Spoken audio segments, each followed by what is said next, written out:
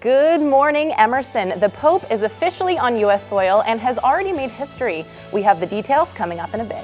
And the loss of an American icon, former Yankees catcher Yogi Berra, passing away at age 90. We'll have more to come. All that and more today, Thursday, September 24th. Good morning, I'm Amelia Fabiano. And I'm Anthony Monzon. Amelia, we made it. Welcome to the first episode of this season's Good Morning Emerson. We can't wait to catch you up every day in the AM for the rest of the season. Bright and early. We have a lot of great things planned for this season and this episode today. We actually have Alex Clark in the studio, he was the Evie's EP last semester. One of the hottest names at Emerson College, absolutely. And later on, we have a little bit of a treat for you with our DIY correspondent, Paula Aceves. She's going to be showing us something to keep in your back pocket. Yes, she will. Well, let's get started with the biggest story of the day. On Tuesday, the Pope landed in the U.S. just before 4 p.m. as anticipated. He is here on a 6-day visit that will highlight the country's most controversial topics, whether they be social, economic, or political. Upon his arrival from Cuba, President Obama, his family, Joe Biden, and his own family gave an unprecedented welcome to a foreign dignitary. The Pope, he's already made history in the U.S. as yesterday he celebrated his first U.S. Mass and canonized Junipero Serra as the first American saint, and that was the first canonization on U.S. soil actually as well. Today is actually supposed to be the most politically significant day in the Pope's visit, as that will be the first ever joint congressional address by a pontiff. How cool was that, Anthony? That's absolutely history-making, and we have so much news to catch you up on, but we'll get back to the Pope later on. But as news continues emerging in the scandal rocking the world's largest automaker, news correspondent Sam Benson-Smith brings us up to speed with the headlines across the globe. Sam? Good morning, guys. Here's today's developing stories. Martin Winterkorn, who headed the German automaking titan for 8 years, Volkswagen, announced Wednesday that he'd vacate his position. This decision comes 5 days after it was initially revealed by the EPA that Volkswagen had tampered with vehicles used during emissions tests. Initially, the vehicle tampering was pegged at 500,000 diesel vehicles, but numbers released on Tuesday put the number at over 11 million worldwide. It is estimated that the vehicles reflected emissions levels, which were up to 40 times higher when on the road than during testing. It is expected that Volkswagen will announce a new CEO tomorrow. The original proposal for relocation was put on the table 2 weeks ago by the European Commission to address the needs of Syrian refugees. The plan determines the number of refugees allocated to each EU country based on 4 factors: the size of the country, the number of asylum seekers they have already taken in, the national employment rate, and the country's prosperity level. Strongly backed by Germany and France, the plan hopes to address a problem which has been mounting since 2011, the first year of the Syrian civil war. The relocation plan has already gone into effect in countries such as the United Kingdom, which took in its first wave of a predicted 20,000 refugees who will be arriving by 2020. Northern California fires have been ravaging the state for the past several weeks. The fires, which reach as far south as Tasajara, have been primarily concentrated in the far northwest of the state. The president signed a declaration on Tuesday which would release federal funding to fight the Valley Fire, which has been ravaging the north of San Francisco and is considered the 4th most destructive in state history. This decision comes after a week of the Obama administration directed $250 million to fighting the forest fires. The fires have led to hundreds of millions of dollars in property damage, over 12,000 residents displaced, and as well as 12,000 residents displaced and 3 confirmed deaths. Over 10,000 firefighters have been working to combat the blaze, and as of Tuesday night, 79% of the Valley Fire has been contained. The Boston Foundation released a study Tuesday which revealed that the city had recovered all of the jobs lost since the end of the Great Recession. However, there's a catch.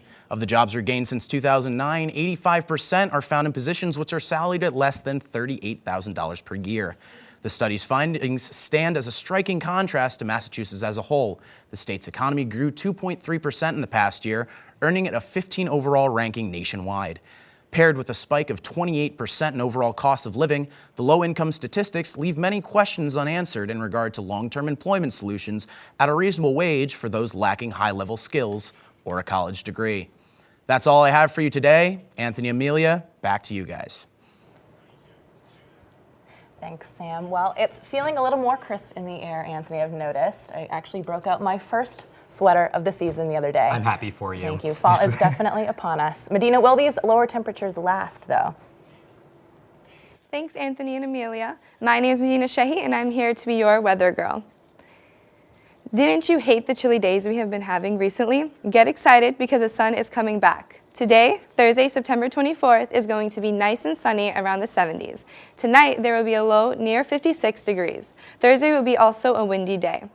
Tomorrow, the 25th, is going to be mostly sunny with a high near 65 degrees and a low around 50 degrees. It is going to be slightly windy, as well as hopefully we won't need to layer up too much. Our 5-day forecast consists of mostly sunny days around the 70s and partly cloudy nights around the high 50s. Don't you love when the weather is somewhat similar for a whole week? Bostonians definitely appreciate that. Go out and enjoy the weather because snow will creep up on us very fast. It is getting more chilly every day, but that is something we appreciate. The change of season is a luxury. A lot of people have told me that this is perfect weather, and I agree. Bathe in the sun while it lasts and enjoy the cozy nights. Thanks for tuning in. I'm your weather girl, Medina Sehi, and let's get back to Anthony and Amelia. Medina, you seem so happy that it's going to be warming up. I'm ready for the fall temperatures. I've got this leather jacket. I've been waiting to break it out. When are things going to start cooling down even further? I think after this week, it's going to get much cooler. I think just the couple of 70s we have this week is what we should soak in, but after that, it's going to get cold. Yes, I'm ready to say goodbye to the humidity, say Yes. hello to crisp, cool air. That is my thing. Pack away those summer clothes. But the weather may be getting cooler, but when we come back, we're going to have the coolest kid in school. We're sitting down with former Evie's executive producer, Alex Clark, to talk about one of his latest projects. Stick around. Hello everyone, welcome to this season of College Kitchen. I'm your host, Amelia Fabiano. And I'm Aaron Kenigsberg. College Kitchen is a show where we're going to take you around Boston to show you all the hottest food spots. Whether that is man food, which is your burgers, your bacon, your meat, all that grease, yes. Or like Sweet Talk, where we'll show you sweet tooth lovers where to get your cake fix, your ice cream fix, all that good stuff. We also have Wild Card, which is your ticket to food from all over the world. Or if you're on a budget, like I know I am, we'll take you in the kitchen with Alyssa to show you how to make college food on a budget. So sit back, Relax. and enjoy. College Kitchen!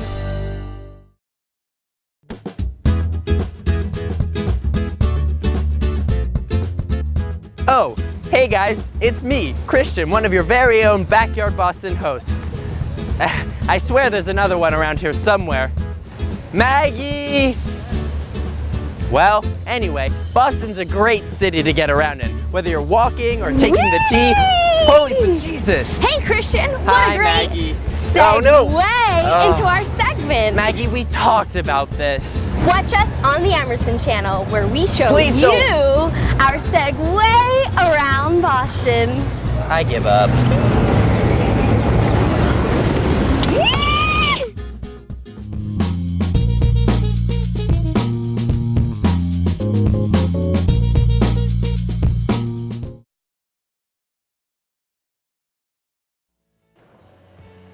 Welcome back, and thanks for waking up with us here on Good Morning Emerson. Today, Alex Clark is here to join us and tell us about some of the fabulous things he's doing here on campus and elsewhere. You could say that, really. But thank you guys for having me. Yes, thank you so much for joining us today. So let's kick it off with, you wore the Evie's EP last semester. Yeah. That is an enormous task to take on. Tell us a little bit about that. Yeah, I mean, I honestly couldn't have done it without the three other executive producers, and like we all played our parts and had our own roles. But it's an amazing experience. It's one of the most stressful things I've ever done. I look back at last year, I'm like, how did it happen? How did it all come together? And I'm so happy with the final product, but like when I came to Emerson, I was like, I want to produce the Evies. So I think like that mindset is kind of like what kept me going, but it was an insane year. Yeah, it sounds like it. Yeah. And so I've got a bone to pick with you, Mr. Clark. great, All right, great, I've been here 3 years. I've won 0 Evie Awards. What's going on? How are you guys doing? What's the formula? I don't know. I don't know the formula because I've never actually submitted to the Evies. I've only determined that I was determined to produce the Evies, but I've never actually submitted. So I don't really know the formula or what goes into it, but you can ask this year's producers. And here we thought we were doing an under the skin interview. Oh, yeah, on yeah, we're Good really Morning getting- Emerson, huh? Yeah. Well, you have worked with the VMAs. You've been to the VMAs in the past. Yeah. That's a really cool experience. I mean, I think like one of the reasons I wanted to produce the Evies was because I want to go into award shows, and that is all because of the VMAs. So this year I had the opportunity to intern with MTV, and And during that experience, I was like, I kept on telling them, like, I want to go to the VMAs, I want to go to the VMAs. And they're like, all right, if you can fly yourself out there, like, we can put you to work. So that's what I did, and it was a crazy experience. So what's the road like, again, getting to that point of wanting to produce an award show, a high caliber award show? I mean, I honestly think you just have to be hardworking, willing to do whatever, and just make good connections. And like, I think I've learned so much at Emerson just through networking and stuff that I was like, I think it'd be so cool to sit down and talk to younger students, freshmen, sophomores, whoever, about kind of what networking is like, which is why I'm actually doing a networking workshop with the Emerson channel next Wednesday, September 30th. And I kind of just want to help people network or take away what I've taken away from Emerson, which is so different from anything you can learn in the classroom. Right, and a few quick tips here. What are some quick tips for people that maybe can't make the workshop for how to network at Emerson College the right way? Yeah, be kind, be down to earth, be easy to work with. I think those are the three. And then and people are always willing to help. We have such a good community of people, but if you can be those three things, anyone was willing to help you out. Absolutely. And did you notice, going back to the Evies, did you notice, yourself that they helped you with the VMAs at all? Like you learned some things from that you could carry over? Yeah, I mean, I think being on set, being in that high stress environment, I mean, you guys experience it every day, but being in the high stress environment, it just teaches you kind of how to work with people in such a place where people can kind of get so hectic and all over the place, but kind of how to bring things back down and be easy to work with, and it's helped me a lot. Yeah, that's awesome. Well, what are some of your goals for this year? That's this kind of year, like a big high point. I'm still not ready to let go of the Evies, so we have some stuff coming up with that. That'll be announced in the near future. But I kind of just want to you do the networking workshop, work on some different sets, professional sets, to kind of help transition, out of Emerson in my senior year. But that's pretty much it. Absolutely. Alex Clark, a man of many talents, huh? Yeah, sure. Well, now on to some sadder news. you. Today, baseball continues to mourn the loss of one of its all-time greats. With more on the tragic passing of Yogi Berra, Sean Stackhouse has your sports recap. The baseball world said goodbye to a legend yesterday. Yankee great Yogi Berra passed away of natural causes at his home in New Jersey at the age of 90. Berra played in 19 MLB seasons, winning 3 MVP awards and 10 World Series, more than any other player in MLB history.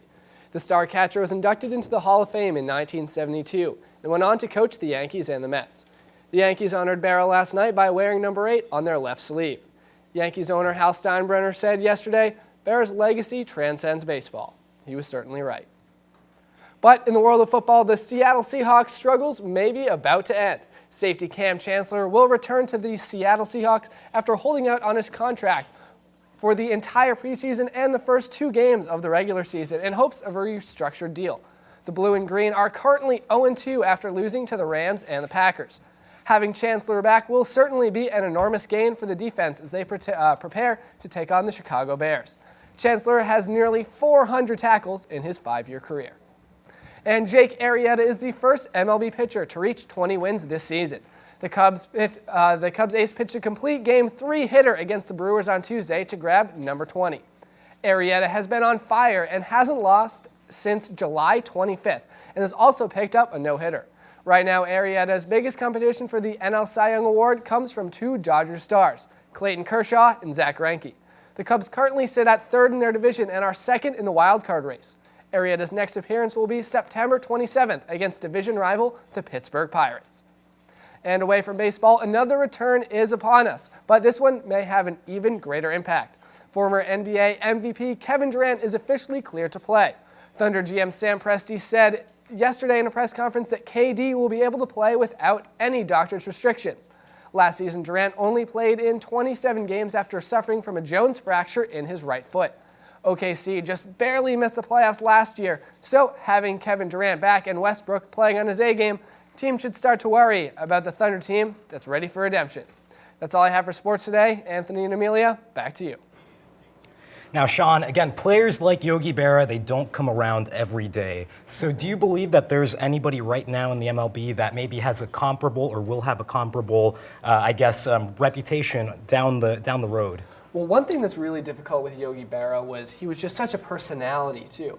People found him funny, but he was also a great player. He had those 3 MVP awards. But we hear all about Yogiisms and what he has said. As Hal Steinbrenner said, he transcends baseball. As far as being an elite player, we see guys that are making big headlines like Mike Trout, Bryce Harper, maybe one of those guys if we can start to see their personality come out as they get older.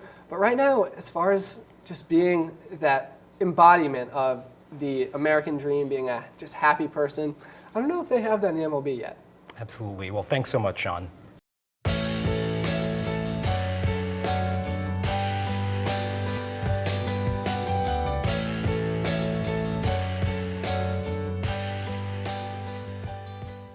There are even bigger things going on outside of Boston, that's for sure. The Pope is on U.S. soil. He's been here for, since Tuesday now, and he's making some really big waves in politics. He's really getting mixed up in a lot of different hot topics, especially in the height of a campaign. I think that's really significant as well. He does have a habit of doing that, huh? Making some waves, even here in the United States. Yes. Again, what's your guys' initial reaction to again, the Pope's visit over the last couple days? Well, I think that the Pope is such, a well-known figure, but also what is really, really cool about this occurrence in 2015 is we have never had a Pope come and visit, the States, and especially, again, as Amelia, you said, during this campaign season, to be able to have a Pope with such, not controversial, but I would say very more liberal ideals for such a religious figure, I think is super important, especially today. We know that he's giving a speech to Congress. He's talking not only in English, but in Spanish as well, which appeals to, of course, minorities in the States, which I think is super important now that we have all the immigration Yeah, and issues. I think it's also very interesting to see not only what he's doing, but what he's not doing, the places he isn't going, because you see, one thing that's kept off his itinerary is Boston. People are talking about the fact that he's avoiding Boston because of the priest scandal that have been happening over the past several decades, and people think it was a political move because they think that with the concentration of these sexual assaults that happened by priests up in Boston, that it was actually a move by him to avoid this issue specifically. On top of that, you see with his more liberal-leaning views on climate change, on immigration, going along with the golden rule, love your neighbor as yourself and all that stuff. The Republicans are kind of a little bit scared at this point because there's some views that he has which seems diametrically opposed to the Republican Party. That's right. Actually, the RNC specifically asked the Pope not to get into political issues, which is an interesting thing in and of itself. But no doubt about it, the politics of the Pope could definitely play a huge role in shaping out this election. And again, he will become the first Pope to ever address Congress. And we're just waiting for the other shoe to drop now and to see what he's going to be talking about. Do you guys have any insight on that one? Well, I think, going along, I spoke briefly about the climate change thing. One of the things that people were talking about initially about Pope Francis was that when he was a bishop in Argentina, he would keep the rubber bands from his newspapers and he would save them and he would recycle them. On top of that, he has a degree in chemistry. The guy's a smart guy. He was also a bouncer at clubs, but that's for another time. Anyway, point being, this guy believes in climate change. He knows the science, and for the first time as the pontiff, he's speaking out about climate change because he believes that this is the planet that, in his religion, God gave us, and he thinks that we got to keep it correct and we got to do everything right and keep it the way it should be. Absolutely, and going off of controversy, he made his first canonization on U.S. soil. That's something that's never happened before in the U.S. Junipero Serra, who is Spanish, is kind of, people don't necessarily agree that he should be a saint because he was once involved in a missionary trip where he was trying to get Native Americans to convert. There is some conspiracy that he was beating them, things like that. What do you think about that? Because people are really upset about it. There were protests, even at the canonization, in fact. I think that, we all have things that are in our past, and especially when you are brought into the public eye, and again, in the case of this Pope, such a controversial sort of figure with controversial beliefs, I think that people bring up things to really get against people. People believe anything, and I really think that might be the case. Yeah. I think there's a lot of people who have either been canonized or in the process of it, that things have come up and revealed they might have had a sordid past. I think it's going to be addressed over the next several months, though. Oh boy, well, we've had our morning mass here, definitely. But again, Amelia, it's early. We're getting tired. We're going to take a quick commercial break. But if you stay here with us, our DIY correspondent, Paula Aceves, is going to show us a nifty new creation to keep in your back pocket. Stick around.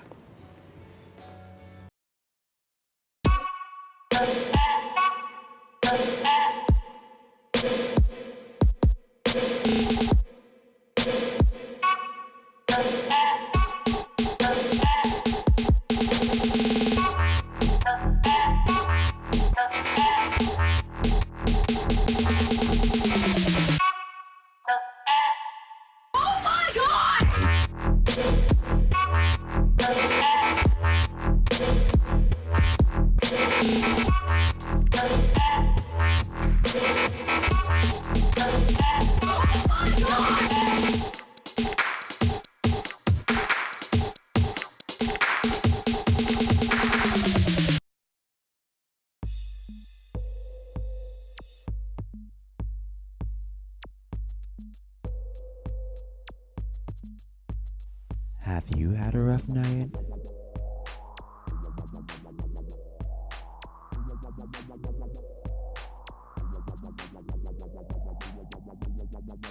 We've all been there.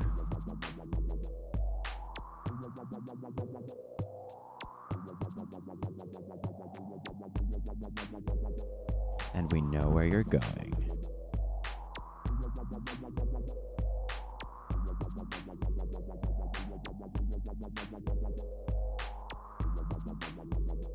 Backyard Boston, the only plan B you need. Only on the Emerson channel. Are you turned on? Everyone, we hope you were able to get that coffee refill during the break. Thanks for keeping it tuned to us this morning. Absolutely, and don't be alarmed, but Kesha has found her way back onto our TV screens once again. Our entertainment correspondent, Ashley LaChant, has the details. Ash? Well, I guess I do, Anthony. Her music might have taken a break from the pop charts since her 2013 hit Timber, but our glitter princess Kesha has been hard at work to take back her career, filing a lawsuit against her producer Luke Gottwald and Sony. Gottwald for sexually assaulting her and Sony for allowing it to happen. The singer hopes to get out of her contract. With no advances in the case in over a year, the trending hashtag #FreeKesha is going strong on social media as fans show their support. We want this artist to obtain her creative freedom. Free Kesha! She's taking a stand for female artists everywhere. And in the style of Heathers and Jawbreaker before them, the Mean Girls of Ryan Murphy's new horror comedy Scream Queens do not disappoint, bringing an electrifying mix of gore, dark humor, and a fantastic wardrobe. With a star-studded cast featuring Emma Roberts, Leah Michele, Keke Palmer, and Jamie Lee Curtis, tune in for a weekly slasher fest all set on a college campus. After its series premiere on Tuesday, critics have gone on to compare it to Murphy's past hits, Glee and, of course, American Horror Story. But the catch is they're on some sort of hallucinogen this time. Is it a good thing? We'll have to continue watching to see. America's reigning queen of everything, Beyoncé, is featured singing on a brand new track. Naughty Boy's Runnin', Lose It All is reminiscent of an 80s disco diva's dream. While the song itself seems grounded in that nostalgia, placing Bey up with the likes of Cher and Celine Dion, its upbeat pop chorus allows for her beautiful voice to shine. The music video is a work of underwater art featuring gorgeous shots of two star-crossed lovers dancing and running beneath the deep blue sea. Rad video, Beyoncé, what more could we ask for? And 15 years after Larry David's famed comedy premiered, Curb Your Enthusiasm is in development for its 9th season and possibly a big screen debut. With 81 episodes under its wing, Curb Your Enthusiasm chronicled the life of David through an exaggerated lens. Story details have yet to be revealed, but cast member Jeff Garland says he would love to return. To make matters better, HBO has always been on board, giving David free rein to put up a new season whenever he wishes. Well, Anthony and Amelia, I hope that was enough entertainment news for you and everyone at home today. That's all I've got for now. Thanks, Ashley. And now we have our DIY correspondent, Paula Aceves here, and she's gonna sock it to us, huh? What do you have here for us? So I'm going to show you how to make this little pocket pouch for your phone. Have you ever been anywhere where you need to charge your phone, but the charging station is like really high up somewhere or like really down low somewhere, and you don't want to just leave your phone there because someone will like step on it, or you just don't want to leave it there? Bad architecture is everywhere. Exactly. So you can use this, and actually, let me show you how it works. You would take the charger just like that, and then plug it into the wall. So that would be in the wall, and that would hang right exactly, down and it there. would hang just like Look that. at that. Nifty. Yeah, That is nifty for so sure. if you want to pick your socks, I Okay, have a so variety. Before we get to this, where can you buy such cool socks like this? I need to restock my wardrobe a little bit. So You I'm can get looking. socks anywhere. If you want to buy new socks for this, you definitely can. I'm kind of cheap, so I usually use old ones. But you can buy some at H&M. You can buy some Marshalls, anywhere really. Absolutely. So let's get started. All right, we're cutting. All right, scissors. They didn't teach me how to use these in school, so you're gonna have to be slow with this. All right, I got the sock. What do I do now? All right, so now you're just gonna kind of guesstimate it. Think about the size of your phone and Oh, I've got a 6+. start. Okay, yeah, you might want to use the entire sock. I think I need a stocking. So. Yeah. So you're gonna start at the end of the sock, and then, like I said, just kind of guesstimate it. Get up to, I usually go like a little bit below the heel, just like right about there, and then just cut down like that. Wow, this is magical. Yeah. The things you can do with scissors. So crafty. All right, and then once you have that down, you're gonna kind of cut around, I don't know, I'd say maybe a centimeter, a little bit more down, and just a strip, but don't make it too thin because you want it to be able to support the phone and not rip. So just go ahead and do that. Oh my God, I'm killing these dogs right now. No, I feel I just have enormous guilt over this. So okay. So then, so we're detaching this. We're not even. It's not even a partial tear. Deconstruction of the sock. Okay. Then you're just gonna cut it and make a nice little strip, just like that. Then what you're gonna do is think of kind of like a little V on the side.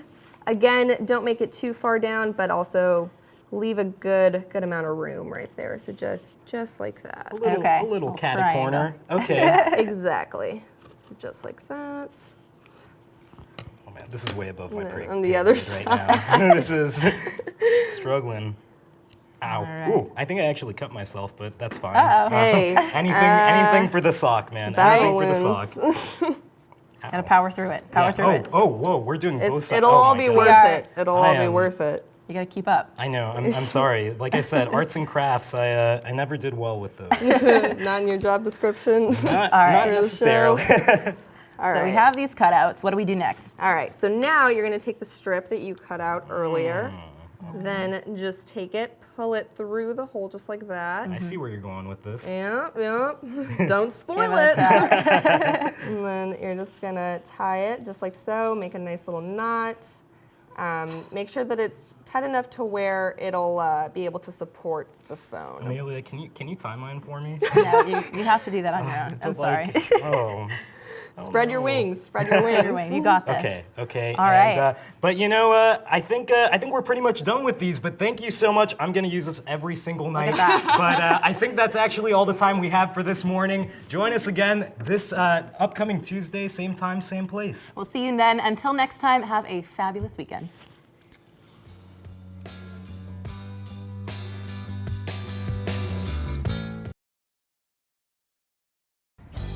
Hello, everyone. Welcome to this season of College Kitchen. I'm your host, Amelia Fabiano. And I'm Aaron Königsberg. College Kitchen is a show where we're going to take you around Boston to show you all the hottest food spots. Whether that is man food, which is your burgers, your bacon, your meat, all that grease, yes. Or like Sweet Talk, where we'll show you sweet tooth lovers where to get your cake fix, your ice cream fix, all that good stuff. We also have Wild Card, which is your ticket to food from all over the world.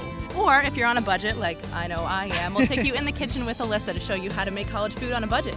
So sit back, relax, and enjoy College Kitchen.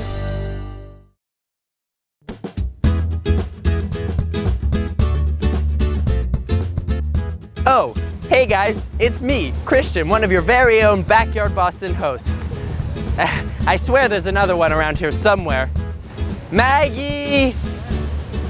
Well, anyway, Boston's a great city to get around in, whether you're walking or taking the T. Holy Jesus! Hey Christian, what Hi, a great Maggie. segue into our segment. Maggie, we talked about this. Watch us on the Emerson channel where we show Please you don't. our segue around Boston. I give up.